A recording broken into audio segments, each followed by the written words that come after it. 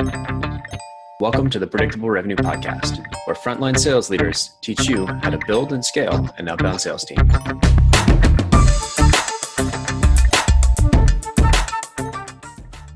Welcome back to the Predictable Revenue Podcast. I'm your host, Collin Stewart. Today, I'm joined by, we're going to take a little left turn here. We're going to bring a founder on who's he's built a sales team or two himself, though he wasn't always a salesperson. I'd like you to meet Mitch Coopet. Mitch, welcome to the show. Hey, Collin, it's great to be here. Thanks. So normally we don't bring, founder CEOs on because we want to get down and dirty and tactical. But today we're talking about how sales is an extension of the product team, not a separate team, which is why I thought who better than somebody who's seen the journey of a product and a sales team all the way from zero to, what would you do with Code 42? Over 100 million in annual recurring? Yeah. So by the time I left, we were well over 100 million, and that's in 2016. We started in 2001. Our first product, Crash Plan, launched in 2007. And it was just a rocket ride. Lots of things went up, a few things, a couple, side turns here and there that goes through every startup. If there's anything I can take away is that if you do one thing super right, you can mess up a lot of other things. Right on. So we're going to talk about product as an extension of the sales team here, because it's one thing I don't know if we've talked about it much on this podcast, but when you look at especially customers or founders trying to get their first 10 customers, people ask, what's your best sales advice? Or who should I hire as a salesperson? And my answer has almost always been, don't hire a salesperson, because closing those first 10 customers is the job of the product team, not the job of a sales team. Yeah, I agree 100%. There's so much unknown, there's so much variance, and you need to have the ability to do a couple of things. One is your first few sales are actually experiments in your product market thesis. Mm-hmm. You don't know really, you have a guess. And so a salesperson is driven by one thing only, and that's a number. They have to achieve this number. And if you go set them loose and you don't have any guardrails, they'll bring you back all sorts of things. That's what you're paying them to do. Yeah, that's what you pay them to do, and they're number driven, quota driven. So it's really important for founder CEOs to not outsource that part of the company, the business, too early. And a lot of times I think founders, their tech backgrounds or their product backgrounds, they don't think of themselves as salespeople. Well, you really need to redefine sales for yourself and find an identity in sales for yourself that works. And by the way, if you've raised money, you've sold, right? You sold an idea. You did one of the hardest sells that you can possibly do, which is sell something that doesn't exist. Yeah, exactly. Because when you think about, we think about giving, when you're trying to package something up to give to a salesperson, you want to know, what are the features, what are the benefits of those features? Who do we build this product for? Yeah. Until you have those things nailed, there's really nothing to sell. Like you said earlier, it's just all validation. Yeah. And the other thing is that you have to have the latitude to adjust roadmaps, adjust your thinking. You might find another opportunity. I guarantee that anybody's coming out of the gate with a product, they're not going to have exact product market fit, even with your first 10 customers, depending on, size of your market and what your market looks like. But it takes a number of customers before you go, hey, you know what? We have a repeatable thing that we can bring salespeople in and then go build a process around it to go hit quotas. That just doesn't happen that way, not in the early stage. My latest venture, I actually brought a sales leader in way too early, and it actually created friction within the organization. And so it had no fault of his. It was actually my doing. And so then I went out and learned a lot more about what our product was actually doing, what the value was, and more importantly, how to talk to the pain points with our customer base and potential customer base. You learn so much by being out there that you can just synthesize quickly, and it doesn't have to go through a translation layer. Exactly. Because I remember being a founder CEO, and before I did that, I spent 10 years selling, B2B sales. And 5 years of retail before that. And so I had a lot of experience talking to customers and going through that. I think the thing I struggle with was the opposite, was every single customer development interview isn't necessarily one that you should try and close. I found it really hard to reel in that instinct of like, oh, I want to help this person. That I feel I feel the opportunity here. Let's close something. It's sort of I think most founders have the opposite problem of they're not necessarily don't have that sales background. Yeah. So Code 42 afforded me a lot of really great experiences. One is that we had a consumer product, then we had an SMB product, and then we had an enterprise product.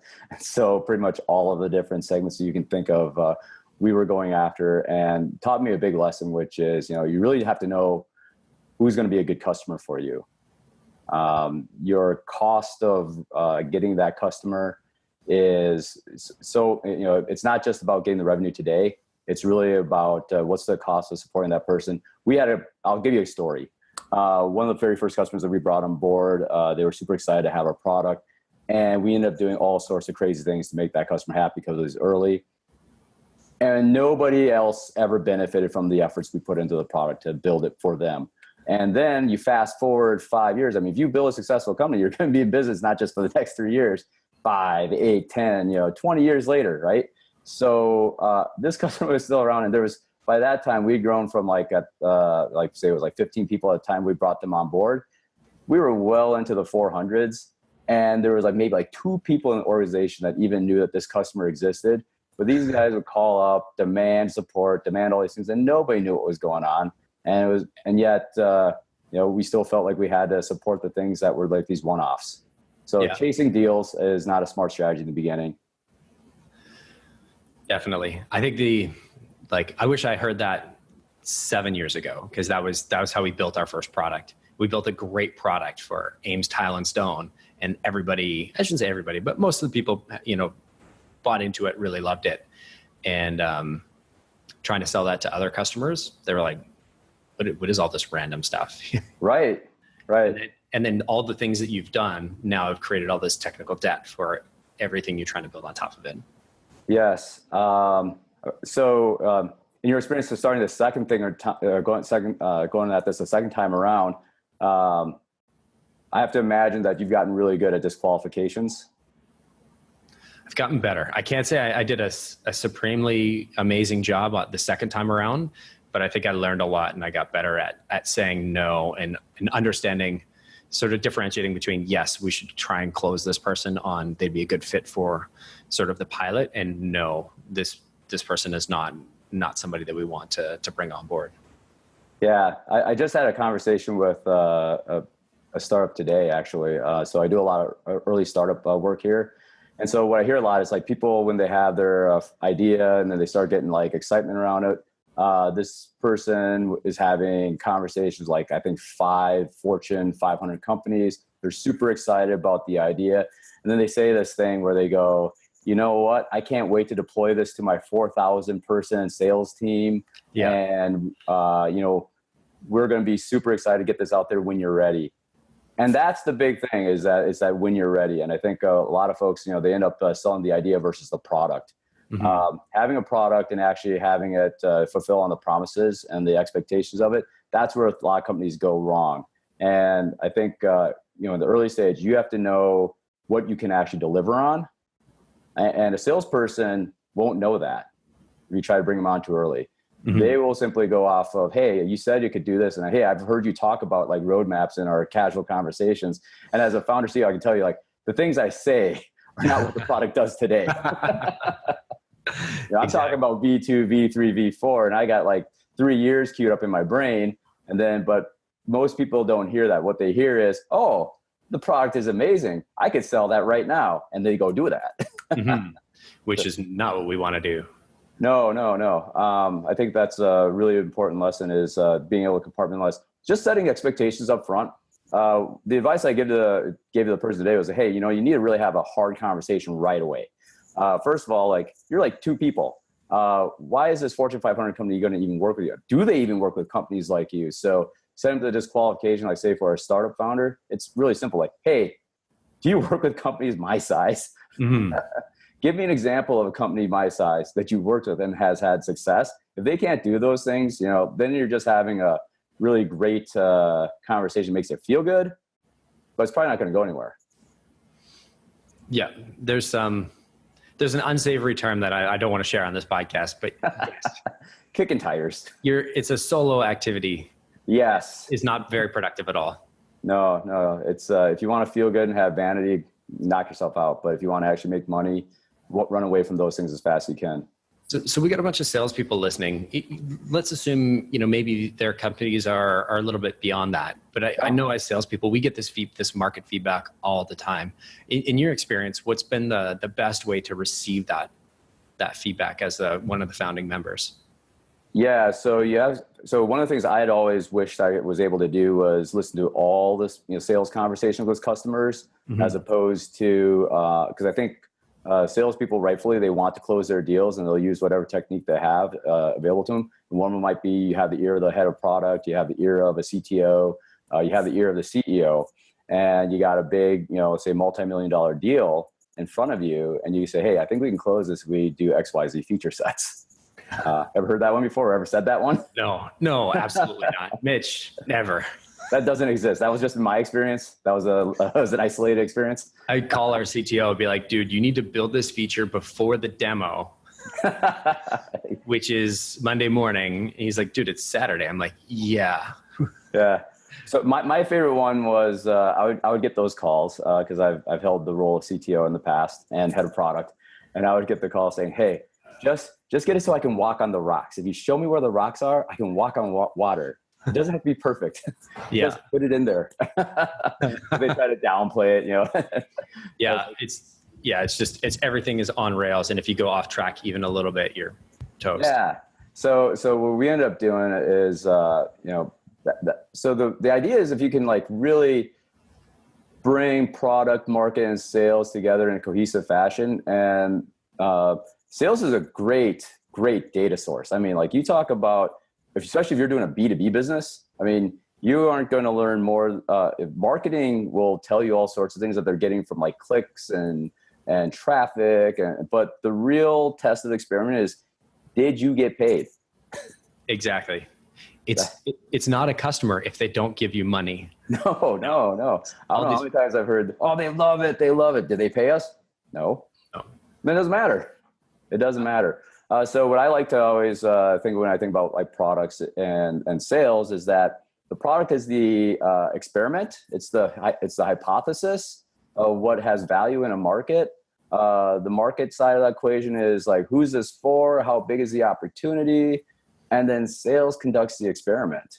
And then if you can tie all those things back together and use the sales results, use the sales feedback to inform both product and marketing, you'll probably have, even if you don't have the hit right out of the gate, you'll learn fast and, get yourself on your way to product market fit. I love that. And I think just to clarify, I think it almost sounds like it conflicts with our earlier point about, the first 10 customers are really the product, or it's closing those first 10 is the role of the product manager, but really you're talking about once you've gone through those and closed those first 10, right? Yeah, so I actually would say that it's completely supportive, but because that communication loop has to be so tight, it should really exist in one person's head at that point. Does that make sense? Mm-hmm. Because that one person can think of, okay, market opportunity, experiment, I got a result, okay, what did I learn? And they can do that really fast. And the reason that someone's a founding CEO is because hopefully they have that ability anyways, right? And so then they synthesize it, they figure out what works, they learn, they adapt, and now they can start honing it in where it's, all right, we can start fixing some of these messaging, we can start fixing some of the positioning, we can deposition competition this way. If say one of your competitors comes in and says, hey, they do X, Y, and Z, and you say, that doesn't matter. For these type of customers, what they really value is this thing. So if they try to throw that out there, we'll set this landmine for them. Perfect. I like the way you think about that. If we drill in on what's the goal of the product manager? To build something that can get into market that has value and people pay for. I mean, if they do their job right, they'll have listened to the customer and they'll have found the pain points and they'll know how to get the product to sell itself. Gotcha. And the salesperson's job is really to talk to the pain points, find customers that have these pain points, line them up so if they don't have it today, maybe they have it tomorrow, and then get them through, educate them, and show them why this is the best solution for their pain. I think of salespeople simply as demonstrators. I mean, they're really educators or teachers. and they look out for potential students and they show them the right way. That's kind of how the best salespeople I've worked with come off as. Mm-hmm. They're like, wow, I didn't even realize I was being sold to. I just felt like I was learning something. Yeah. I love the way you think about that, is making sure the product sells itself. Because I think anybody that's working for a tech company, a new company, a young company, you're taking some risk as a salesperson, right? You're working for a company that's smaller, that, you're might not get the coaching you would in a big organization. You might not be making the big salary that you would if you were at one of the really large tech companies. But I think that's the trade-off, is you get the opportunity for growth, right? You've got this brand new product in the market and that's sort of the goal, is you've got something that's should be really easy to sort of either rip and replace competitors, or there are no competitors, and you've got these sort of greenfield opportunities. But I think that's why we as salespeople want to work for startups, is because there's nothing better than that wide open greenfield, or maybe a field that's filled with your competitors that are super easy to rip and replace, because that feels pretty good too. Yeah, right. I do have a few, if we're going to jump into some tips for sales folks thinking about joining a startup. Mm-hmm. Maybe being the salesperson number one, salesperson, you're the first sales leader.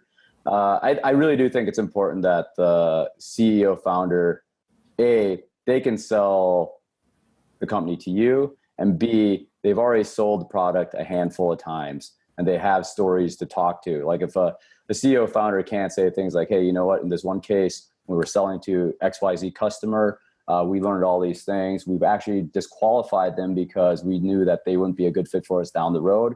We would get there, but we weren't there now. Those are great things to hear. Mm-hmm. If a CEO founder is basically just saying yes, yes, yes, well, guess what? They actually don't know what the product does for people that is of value. And they're really leaning on you to go figure that out. And the worst case scenario is if they want you to go figure this out, but they're not actually going to let you go figure it out, meaning that they like to micromanage. They still think of themselves as a CEO. That's, I'm the one that knows everything. And you're just somebody who's going to go sell and make me money. That's a terrible fit. Yeah.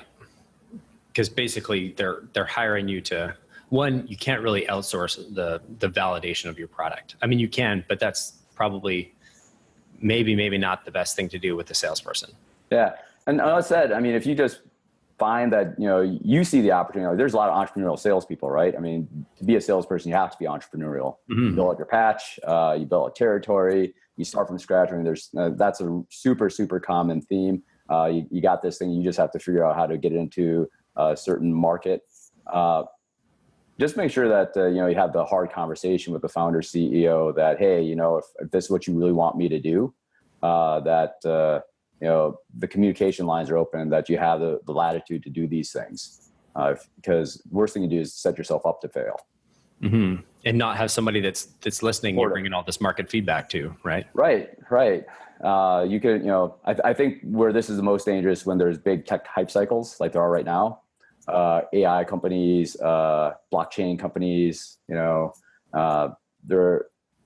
scooter companies. There's a lot of hype right now, and these things are going to lead to transformative change. But I think it's important to understand, what value are you is this company trying to bring into the market? Is it replacement value, or is it transformative value? If it's just and what I mean by that is that replacement value is, they're looking at the market and they see that they could be the better mousetrap because of these reasons. And then all I have to do is go, because it's next generation, there's a lot of old legacy systems out there. Let's go rip and replace these guys. We can do it for cheaper because our costs are lower, et cetera. And these are things that make sense to anybody who has studied business. If you want, that's a great place to start with a startup. Make sure they have a solid business. Make sure they have it makes sense just on the numbers. Mm-hmm. Transformative value stuff is like, we're doing something in AI, and it's going to completely disrupt X. And if that's all they got, that's pretty hard to come in and be a salesperson for that. Yes. Unless you've gotten to the stage of we are currently disrupting, and this is the application. Right. Yeah. In the context of startups. For sure. Because in the first case, the market is there. Yes. Right. The customers are already there, but they're just using something else. So mm-hmm. what would be a great example of this, historically? Oh boy. So I think, So if we're talking about like B2B companies, I think, like Box is a good example. It really forced Microsoft to kind of get off their butts and do like OneDrive. But people were sharing files, but it just sucked. Yeah. It was just terrible. But then, Box comes along in the age of like cloud. They make it easy. They still wanted to, we can still adhere to all of the, compliance and security needs of large enterprise companies. But you know what? The end users love this. And that for me was like, I saw Box and I was like, oh, that makes a lot of sense. Totally. People are sharing files right now, but it sucks. It's on a file server. It's on-prem or something like that. It's stuck in SharePoint. Right. Worse, all of it's in email, right? All of it was in email. Oh man. Yeah. That was like anyway, let's not go. I won't go there. Yeah. But basically what they're doing is there's a behavior, there's something that already existed, right? Yeah. People are already sharing files. The new trend is the cloud. You take something that already exists, you bring it into the cloud. That's your sort of innovative 10X company. Right. They're utilizing the tech to 10X an existing market problem. And so talk to me about, can you talk to me about transformative companies? So these are companies that are bringing AI to AI, blockchain, maybe 10 years ago, what was a transformative company? Well, a cloud infrastructure company, easy. I remember so many companies saying that nobody will ever adopt it. Privacy matters. I was among the crowd that just said those things because I was doing a lot of on-prem big enterprise backup and recovery solutions. And, everything we saw was like, they loved the fact that we actually worked both on-prem and had a cloud solution. But the trend was clearly things were moving to the cloud. And that's, as a, kind of future-looking opportunist, you want to see where those early trends are moving. It may not be right now, though. There might be a lot of opportunity to keep improving what the status quo is. The other thing is that the tech cycles are getting faster. It used to be like a 20-year cycle, then it turns into a 10-year cycle.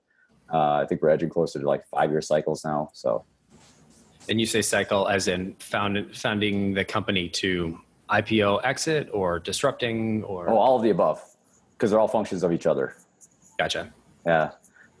Yeah. And so the big transformative company that stepped in there, AWS, Google Cloud. Yeah. Microsoft eventually caught on. And even then, it's like, I think there were a lot of pioneering companies that then became part of these larger plays. Like the Herokus of the world. That's right. Yeah. Salesforce. If you can't forget Salesforce. No, people were just like, when that first came up, people were like, there's no way I'm putting all my sales data in the cloud. It was the exact same conversation. And ironically now they bought Heroku, right? Yeah. We write Salesforce, two bills, one for sales and one for our platform. We run on top of Heroku today. Yeah. Yeah. Again, different podcast maybe. Yeah. Sorry. So that's cool. So if we're talking about salespeople that are looking to join one of these companies, they're looking at this transformative company, any good founder can sell that dream. How does somebody go about validating? Yeah. So I would just go to anybody that you think, if the company can't articulate who they're targeting and why they would be buying, that's a warning flag.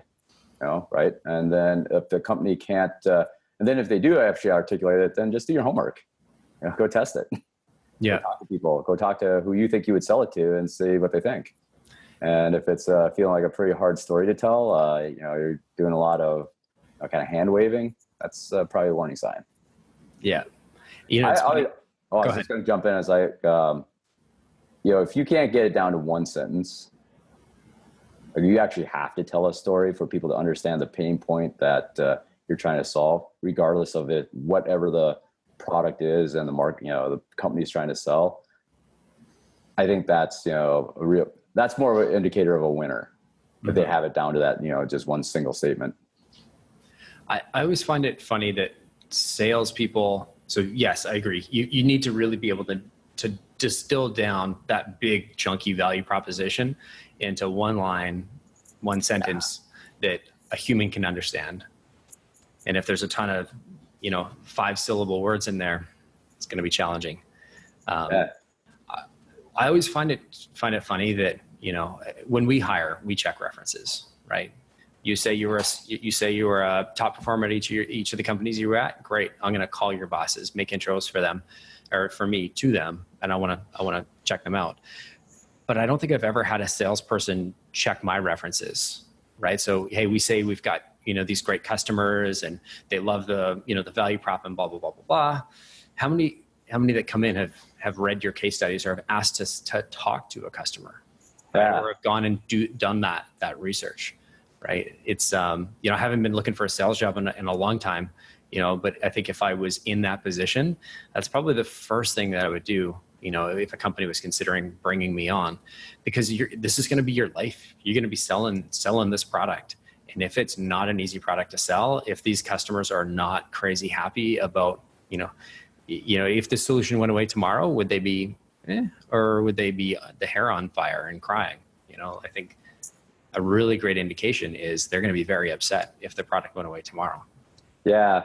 Another way to put that is, does the company get support tickets?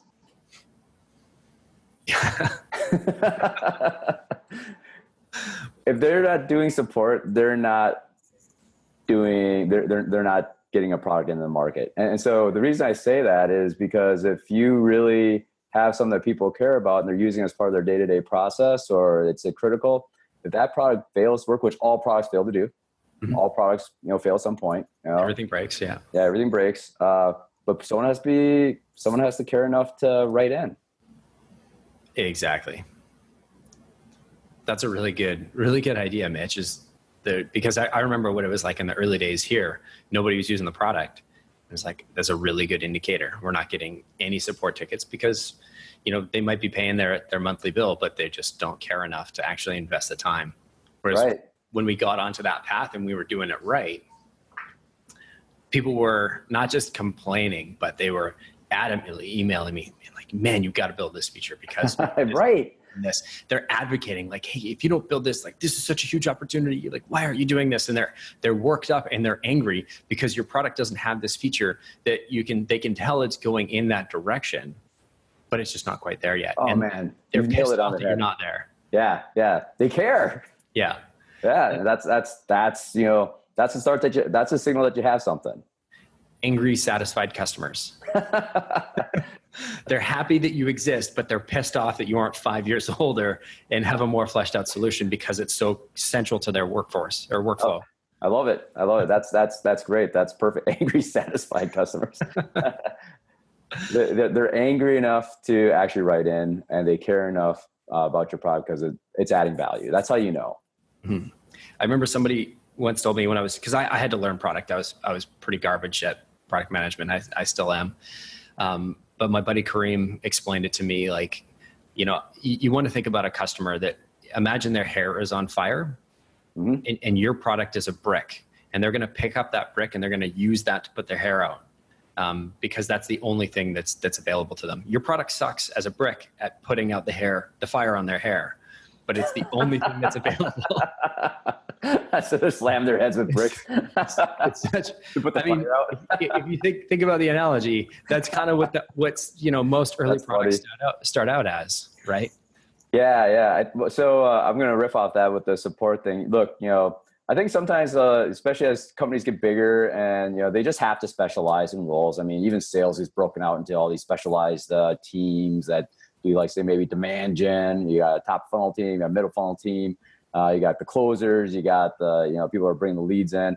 But you just have to, I like to just take a step back and remember, look, it all circulates around a customer. And so whether or not you are, getting in front of people, telling them about making these promises about these pain points you're going to solve, then delivering on that promise, it's really coming back and understanding that you're building a relationship around trust, that whether or not you solve the problem today, that you're going to solve it for them eventually in the time frame that you set.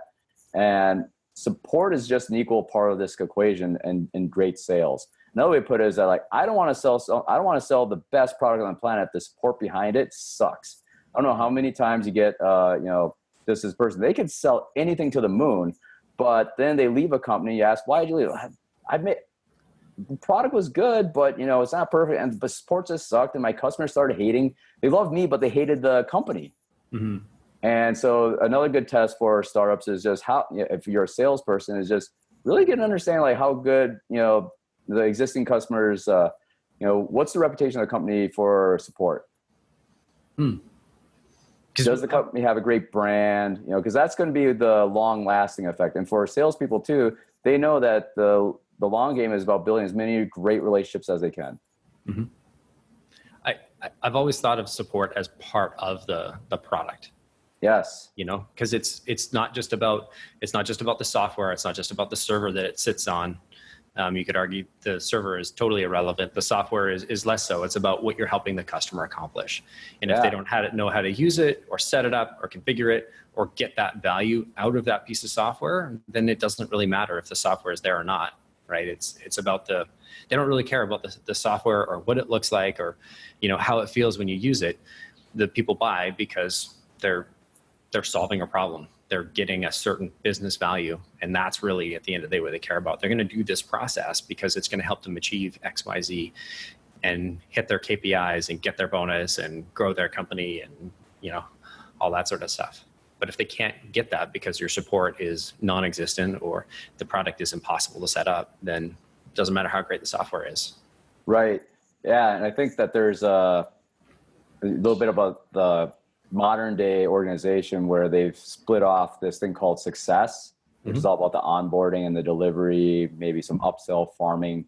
I think it's important to rewind a few years before there was the customer success team, right?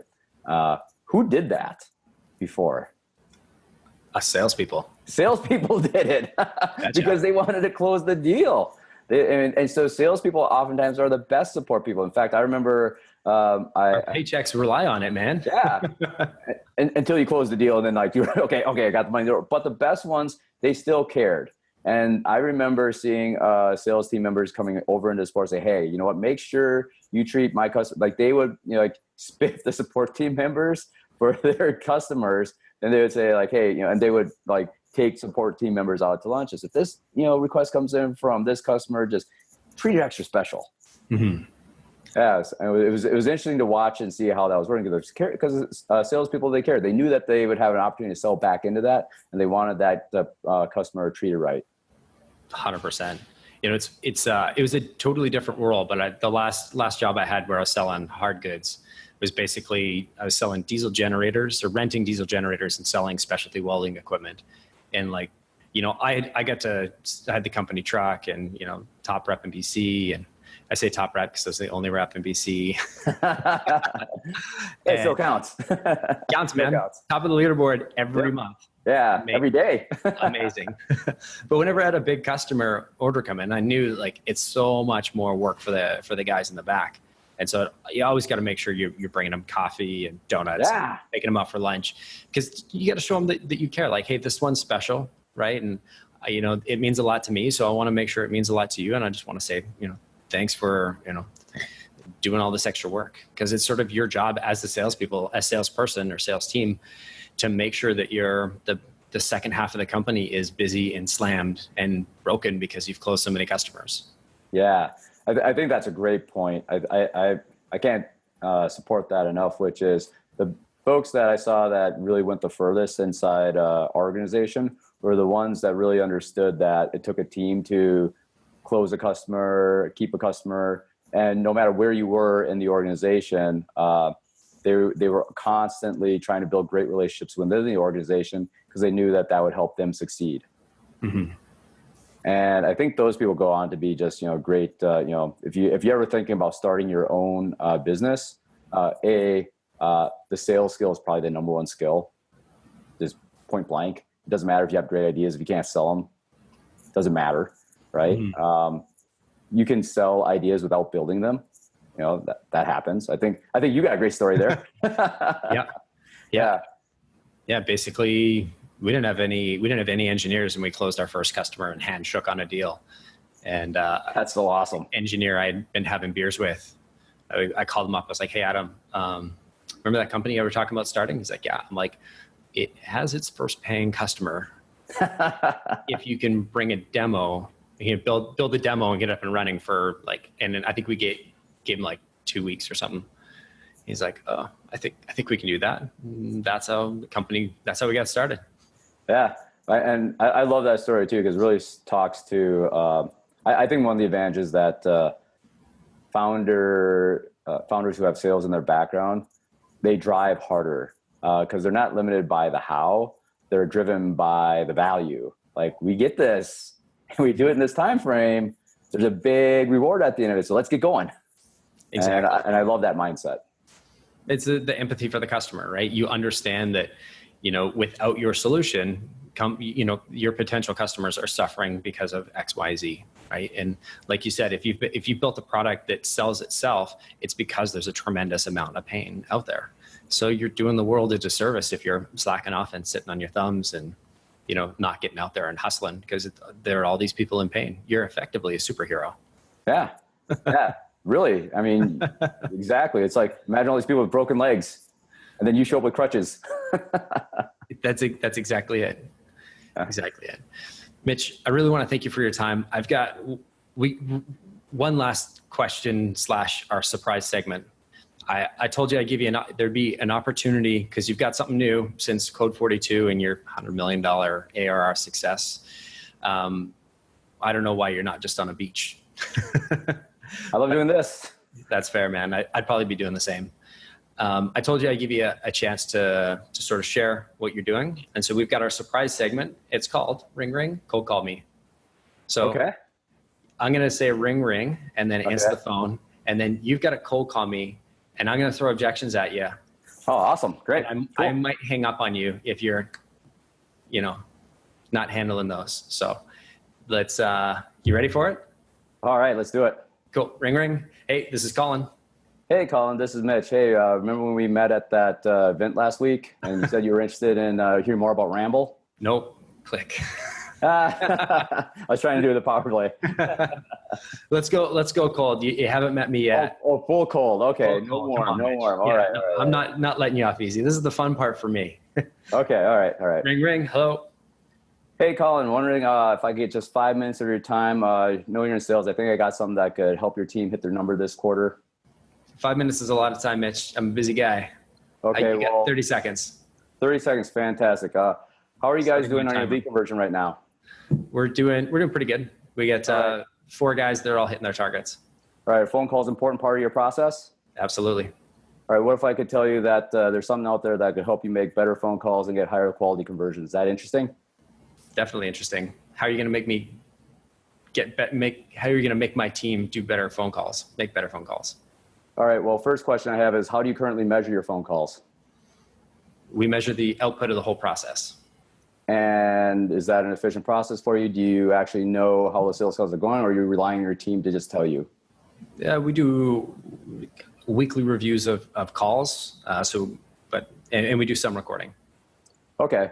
But you don't know all the calls and you kind of rely on your team. And then when you're bringing on new team members, are you hiring new team members this year? Mm-hmm. Right now. Do they train by shadowing your other reps? They do. So that's costing you a little bit of money there, isn't it? Possibly, yeah. Yeah. So what if I told you that we could eliminate that too? You're going to eliminate the ramp up for a new rep?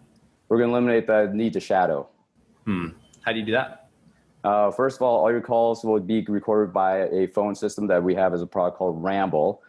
They're transcribed, and then more importantly, the backend system can analyze it for the qualifications that you prescribe so that you are effectively on every single call. And more importantly, your other reps can now go to Rambl to learn about the best calls without having to go to another rep. Sounds interesting. Let's find some time next week. Cool. Great. Call out to the audience here. I'd love your feedback on Mitch's cold call. And was I too nice to him? Should I have thrown him more objections, or was I a little bit too mean? Can I provide my own feedback? Yeah. You were way too nice. That was a pretty easy cold call. And I think as I was going through it, I would have probably hung up if I didn't have a real pain point. That's fair. That's fair, Mitch. Well, thank you so much for coming on the show. I definitely enjoyed it. And check out Rambl if you're looking for that sort of sales phone system. All right. Hey, thanks, Collin. Hey, thanks, Mitch. Bye-bye. See ya.